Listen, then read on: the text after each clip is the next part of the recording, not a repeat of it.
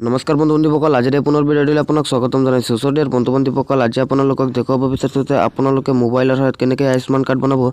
Dear বন্ধু-বান্ধৱীসকল, আপোনালোকে যি Ayushman card বনায় তেন্তে কিন্তু আপোনালোকে 5 লাখ টকাৰ বিনামূল্য চিকিৎসা লাভ কৰিব। ডিয়াৰ বন্ধু-বান্ধৱীসকল, আপোনালোকে এই আয়ুষ্মান কাৰ্ড কেনেকৈ বনাব আজিৰ এইটো ভিডিঅ'ত আপোনালোকক ফুল প্ৰচেছ দেখুৱাই দিয়া হ'ব।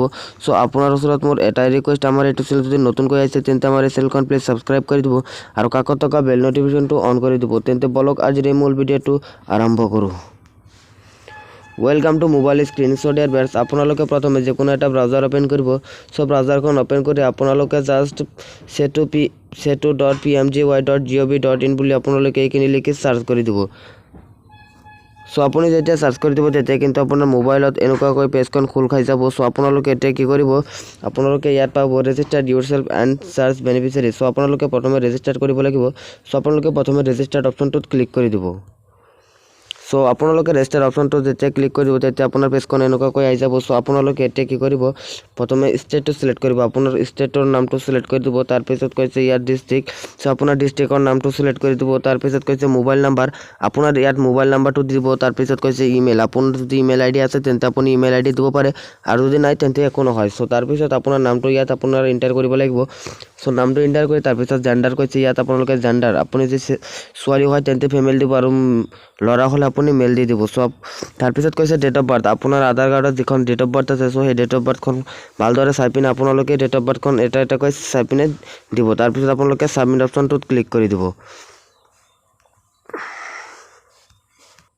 তাৰপিছত আপোনালোকৰ 2 নম্বৰ ষ্টেপটো হৈছে do your EKYC and wait for approval. আপোনালোকে তাৰপিছত 2 নম্বৰ অপশ্যনটোত ক্লিক কৰি দিব।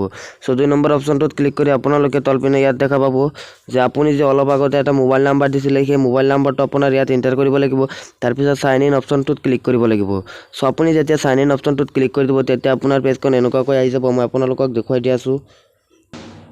তাৰপিছত আপোনালোকে ডাউনলোড ইউৰ আয়ুষ্মান কাৰ্ড, ইয়াত আপোনালোকে ক্লিক কৰি দিব। ইয়াত ক্লিক কৰিলে আপোনালোকে দেখা পাব কেনেকুৱাকৈ আহে।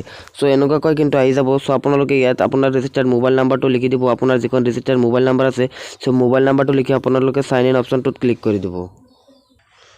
আপুনি যদি মোবাইল নাম্বাৰ এণ্টাৰ কৰি তাৰপিছত চাইন ইন অপশ্যনটোত ক্লিক কৰে তেতিয়া আপোনাৰ মোবাইলত এনেকুৱাকৈ লিখা আহি যায়।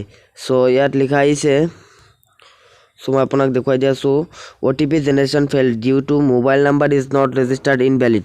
আপোনালোকৰ এতিয়া কাম কৰিব লাগিব, আপুনি ইয়াত 4 দিনমান ৱেইট কৰিব লাগিব, কিয়নো আপোনাৰ যিটো ID হয় আপোনাৰ setu.pmgy ID হৈ যাব। আপোনালোকে অলপমান ৱেইট কৰিব লাগিব, কিয়নো এইটো ইণ্টাৰনেশ্যনেল কাম হয়।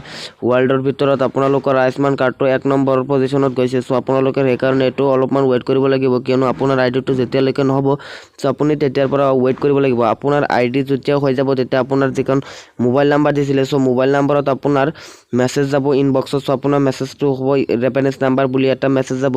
আপোনাৰ যিটো ID হয় আপোনাৰ মোবাইল নম্বৰতে আইডিখন হৈ যাব।